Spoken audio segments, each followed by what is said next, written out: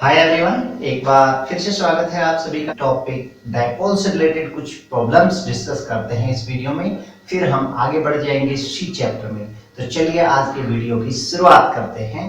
पहला क्वेश्चन है, एक देख रहे होंगे स्क्रीन पे भी है, शो करवा रहा हूँ, जितनी आप उनसे इंपॉर्टेंट पॉइंट्स नोट डाउन करते जाएं। क्वेश्चन है, what is the angle between P vector that is dipole moment of the dipole and electric field due to it at any point on its equatorial line. यानी कि ये dipole दिखाई minus Q plus Q charge, इसकी dipole moment vector negative से positive P vector मैंने ये दिखा दिया। सेंटर पॉइंट से परपेंडिकुलर लाइन ये इसकी इक्वेटोरियल लाइन हो गई। इक्वेटोरियल लाइन पे किसी भी पॉइंट पी पे इलेक्ट्रिक फील्ड हमने क्या पाया था, opposite to the direction of P vector, dipole moment से अपोजिट डायरेक्शन में। तो इनके बीच एंगल क्या हो जाएगा, पी वेक्टर और ई वेक्टर के बीच एंगल हो जाएगा 180 डिग्री। कंसेप्चुअल क्वेश्चन है, इंपॉर्टेंट पॉइंट नोट कर लेंगे। आसान के चक्कर में कई बार स्टूडेंट्स इस चीजों पे, इन छोटी छोटी चीजों पे ध्यान ही नहीं देते और एक क्वेश्चन आ जाता है उस टाइम पजल हो जाते हैं, तो नोट कर लीजिएगा। इसी तरह से सेकंड क्वेश्चन मैंने बनाया, what is the angle between P vector and electric field at any point on it's axial line.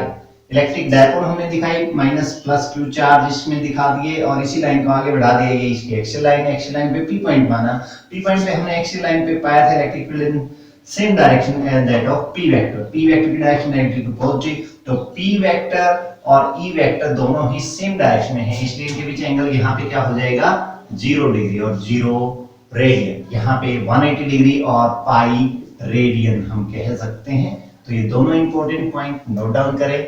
Next question है, a given charge is situated at a certain distance from an electric dipole in and on position। ये point note करें आप। experiences a force F, then what will be the new force if the distance of the charge is double। distance कर दी जाए double,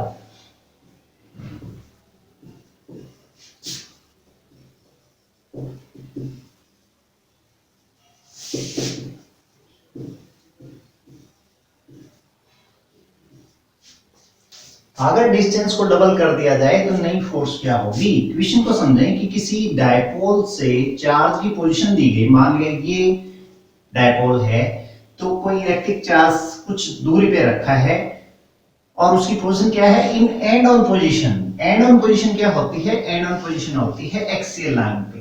ठीक है, axial line पे कोई charge है, मान लिया वो कैपिटल क्यू है और इस डायपोल की वजह से उस पे फोर्स लगती है एफ।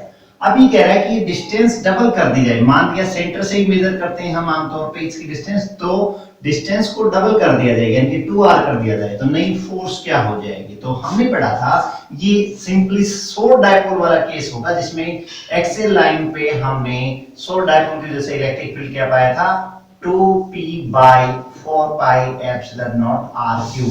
तो यहाँ पे सिर्फ डिस्टेंस को डबल करा है, इलेक्ट्रिक फील्ड क्या हो जाएगा, यहाँ पे क्या हो जाएगा, यानी कि इलेक्ट्रिक फील्ड जो है inversely proportional to r cube है।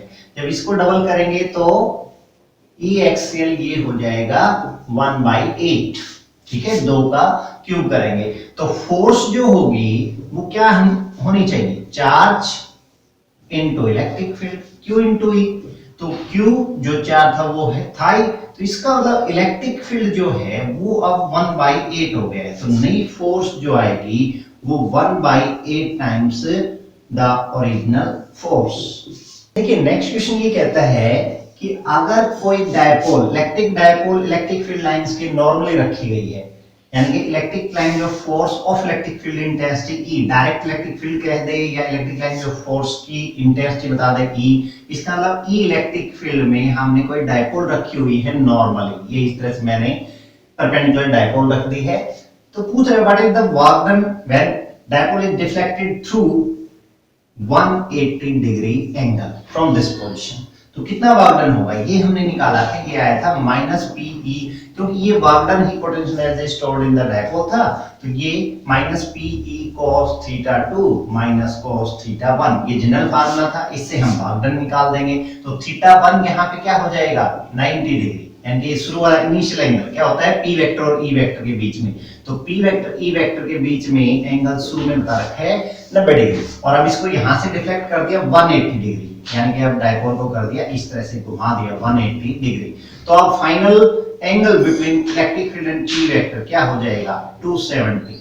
देखिए 270 ये ध्यान रखना है, थीटा 2 यहाँ पे 180 से डिफ्लेक्ट किया, इनिशियल एंगल जुड़ जाएगा 270 डिग्री। अब इसकी फाइनल पोजीशन होगी पी वेक्टर की विद ई वेक्टर। तो यहां से हम फॉर्मूला कैलकुलेट कर देंगे, माइनस पीई cos थीटा 2 हो गया है 270 माइनस cos थीटा 190 था, cos 90 भी 0, 270 भी 0, तो वर्क डन कितना आ जाएगा 0। इंपॉर्टेंट और बिल्कुल आसान क्वेश्चन नोट करें।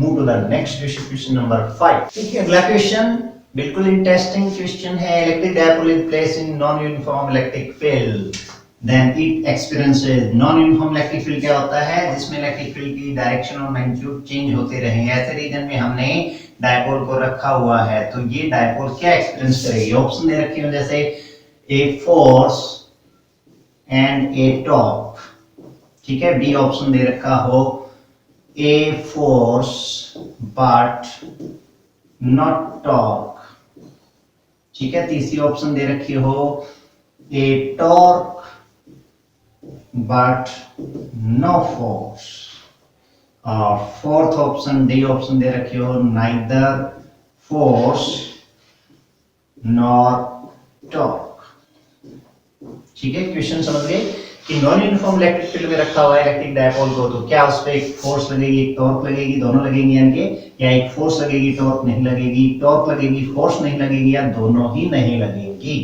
ये ऑप्शन है। तो आप बता सकते हैं, इससे पिछला जो टॉपिक हमने पढ़ा था उसमें हमने यूनिफॉर्म इलेक्ट्रिक फील्ड में रखा था। यूनिफॉर्म इलेक्ट्रिक फील्ड बताया था एक स्पेस पैरेलल स्ट्रेट लाइन से रिप्रेजेंट किया था, जिसमें इलेक्ट्रिक फील्ड की डायरेक्शन और मैग्नीट्यूड हर एक पॉइंट पे सेम होता है।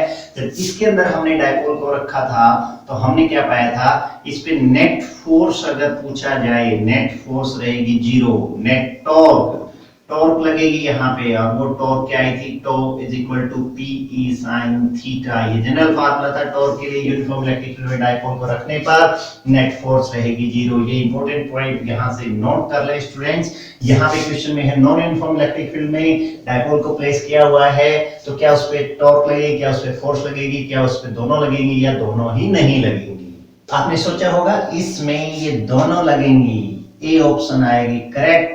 फोर्स भी लगेगी टॉर्क भी लगेगी, क्योंकि फोर्स तो अलग नहीं है, नॉन यूनिफॉर्म इलेक्ट्रिक फील्ड है। तो नॉन यूनिफॉर्म इलेक्ट्रिक फील्ड है तो देखिए यहाँ पे अगर मैंने नजदीक दिखाई इलेक्ट्रिक फील्ड है, तो स्ट्रॉन्ग इलेक्ट्रिक फील्ड है, तो इस पे फोर्स लगेगी इलेक्ट्रिक फील्ड के अपोजिट। इस दूसरे चार्ज पे अगर बात करें तो यहाँ स्पेसिंग ज्यादा है इलेक्ट्रिक फील्ड लाइंस के बीच में, तो इलेक्ट्रिक फील्ड वीक है, तो फोर्स इस पे भी लगेगी इलेक्ट्रिक फील्ड की डायरेक्शन में, लेकिन ये फोर्स स्मॉलर होगी, ये ग्रेटर होगी, तो नेट फोर्स जो बचेगी इलेक्ट्रिक फील्ड के अपोजिट बचेगी। तो यहाँ नेट फोर्स लगेगी, टॉर्क लगनी है पी ई साइन थीटा वाले फार्मूले से। तो यहाँ पे करेक्ट ऑप्शन रहेगी A. Move to the next question. I hope you are enjoying the video and this session of problem solving. देखिए अगला क्वेश्चन ये कह रहा है कि आपके पास एक इक्विलैटरल ट्रायंगल है और जिसके तीनों वर्टिसेस पे चार्ज रखे गए हैं। ये साइड एल दी गई है इस इक्विलैटरल ट्रायंगल की। यहाँ पे मान लिया प्लस क्यू चार्ज है, यहाँ पे प्लस क्यू चार्ज है, यहाँ पे माइनस 2q चार्ज है। Then what is the net dipole moment of this system. Question समझ गए आप कि एक इक्विलैटरल ट्रायंगल है जिसकी साइड एल दी गई है, तीनों वर्टिसेस पे चार्ज रखे गए हैं, एक पे q, दूसरे पे q, तीसरे पे माइनस 2q। यहाँ पे पूछ रहा है नेट डायपोल मोमेंट क्या होगी इस सिस्टम की। नेट डायपोल मोमेंट की बात कर रहा है तो इसका मतलब डायपोल मोमेंट है, यहाँ पे हमने रिजल्टेंट टोटल निकालनी है। और डायपोल मोमेंट की बात करें तो इसका मतलब डायपोल है, तो डायपोल है कौन सी है, देखिए एक बार यहाँ पे प्लस q चार्ज, ये माइनस 2q चार्ज। डायपोल के अंदर equal opposite charge separated by small distance, ये हमने पढ़ा है। तो माइनस 2q को माइनस q और माइनस q हम इस तरह से तोड़ लेते हैं। मान लिया माइनस q, दो चार्ज माइनस q यहाँ पे रखे हुए हैं, तो एक plus q minus q l distance पे ये एक पेयर यानी एक इलेक्ट्रिक डायपोल बन गई, और ये प्लस q ये दूसरा माइनस q एक पेयर डायपोल का ये बन गया। तो हमारे पास दो डायपोल हैं जिनके अंदर plus minus q charge l distance पे रखे हुए हैं, और हर एक डायपोल की यानी यहाँ पे 2 dipoles are there whose dipole moment of each dipole is q into l। Charge into dipole length होता है, चार्ज यहाँ पे कैपिटल क्यू दिए गए हैं, डायपोल लेंथ एक तरह से L side of the equilateral triangle.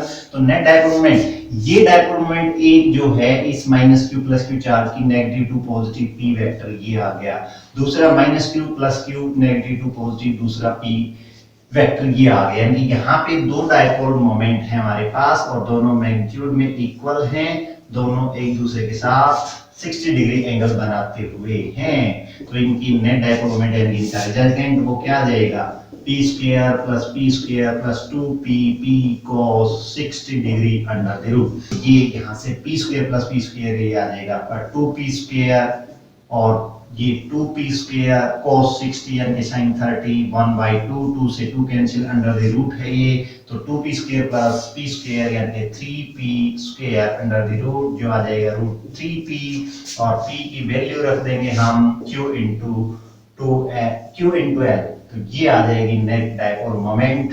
अगला क्वेश्चन मैंने लिया है what is the minimum potential energy of N electric dipole placed in uniform electric field. तो पोटेंशियल एनर्जी के लिए एक्सप्रेशन हमने पिछले ही टॉपिक में ड्राइव करी थी -pe cos थीटा। ये पोटेंशियल एनर्जी डायपोल की यूनिफॉर्म इलेक्ट्रिक फील्ड में आई थी, तो आंसर आएगा -pe cos थीटा। नहीं, ये जनरल फार्मूला है पोटेंशियल एनर्जी का, यहाँ पे पूछा है मिनिमम पोटेंशियल एनर्जी, तो यहाँ पे ये चीज मिनिमम कब होगी, ठीक है, जब cos थीटा यानी u will be minimum if cos theta would be minimum, लेकिन यहाँ पे नेगेटिव साइन है इसलिए यहाँ पे कह देंगे cos theta would be maximum। जब cos theta मैक्सिमम वैल्यू देगा तो वही मैक्सिमम वैल्यू नेगेटिव साइन के साथ क्या बन जाएगी, u पोटेंशियल एनर्जी के लिए मिनिमम, और cos theta मैक्सिमम होता है 1 for theta is equal to 0 degree, तो थीटा 0 रखेंगे तो u मिनिमम क्या आ जाएगी, पोटेंशियल एनर्जी डायपोल की मिनिमम आ जाएगी -pe because cos 0 is equal to 1। तो ये आंसर आएगा इस क्वेश्चन का। अच्छा, इसी क्वेश्चन को इस तरह से पूछ ले कि an electric dipole is placed in uniform electric field such that dipole have minimum potential energy, then what is the angle between p vector and e vector. ये पूछ ले कि किसी डायपोल को यूनिफॉर्म इलेक्ट्रिक फील्ड में रखा है, उसकी मिनिमम पोटेंशियल एनर्जी है, तो आप बताइए डायपोल मोमेंट e वेक्टर के साथ कितना एंगल बनाती है। तो आप क्या बताएंगे, theta is equal to 0 degree. Theta जब 0 डिग्री बनाती है p वेक्टर e के साथ, तब उसकी पोटेंशियल एनर्जी मिनिमम होती है डायपोल के लिए। क्लियर। तो ये एक ही क्वेश्चन में दो क्वेश्चन मैंने समझा दिए हैं। उल्टा पूछ ले जैसे डायरेक्ट ये पूछा मिनिमम पोटेंशियल एनर्जी कितनी होगी -pe, कब होगी जब थीटा 0 हो। देखिए काफी इंपॉर्टेंट क्वेश्चन है और काफी बेसिक भी है। Electric dipole of moment p is placed at origin along x axis, यानी कि डायपोल को रखा गया ओरिजिन पे x एक्सिस के लंब। इसका क्या मतलब हुआ, हम x एक्सिस दिखा लेंगे, उसमें ओरिजिन ले लिया, ये O इज द ओरिजिन। तो dipole placed at origin along x axis का मतलब हो गया डायपोल का सेंटर पॉइंट रहेगा ओरिजिन पे। तो ये +q चार्ज मैंने दिखा दिया डायपोल का, और ये -q चार्ज दिखा दिया। x एक्सिस के लंब हमने इसको रख दिया है अकॉर्डिंग टू क्वेश्चन। क्वेश्चन कह रहा है electric field eight A point P whose position vector makes an angle theta with x axis। तो P पॉइंट लिया, उसका पोजीशन वेक्टर x एक्सिस के साथ थीटा एंगल बनाते हुए का इलेक्ट्रिक फील्ड, यानी इस P पॉइंट पे electric field will make an angle fill in the blanks with x axis. तो P पॉइंट पे भाई इस डायपोल की वजह से कोई इलेक्ट्रिक फील्ड रहा होगा, मान लीजिए मैं ये इलेक्ट्रिक फील्ड कह देता हूं ये इस डायरेक्शन में मान लीजिए, तो ये x एक्सिस के साथ कितना एंगल बनाएगा, where tangent alpha is equal to half tangent theta, ये गिवन है। तो इसका मतलब ये केस है electric field at any point due to source dipole. Electric field की डायरेक्शन में पीछे रिप्रोड्यूस कर लेता हूं, मान लीजिए ये x एक्सिस को यहां पे कट कर रही है, तो ये e वेक्टर की डायरेक्शन इस p पॉइंट पे x एक्सिस के साथ कितना एंगल बनाएगी, ये फाइंड आउट करना है। तो इलेक्ट्रिक फील्ड जो है, देखिए ये जो position vector of p point है, इसको मैं आगे बढ़ाऊं तो ये एंगल अल्फा बनता था वहां पे, आपको रिमाइंड करवा दो पिछले ही topic electric field at any point जो एक्सप्रेशन ड्राइव करी थी, वहां पे p वेक्टर को दो कंपोनेंट में तोड़ा था, p cos थीटा और p sin theta. p cos theta की वजह से इस के अलोंग E1 आया था, इसके परपेंडिकुलर p sin थीटा की वजह से इलेक्ट्रिक फील्ड आया था, उसका पैरेललोग्राम लास्ट से रिजल्टेंट इलेक्ट्रिक फील्ड ये आया था जो इस डायरेक्शन के साथ एंगल अल्फा बनाता था। तो ये अल्फा है, इसी लाइन को इलेक्ट्रिक फील्ड की डायरेक्शन मैंने पीछे रिप्रोड्यूस किया है, तो ये आमने सामने के कोण ये बराबर होंगे, ये भी अल्फा होगा।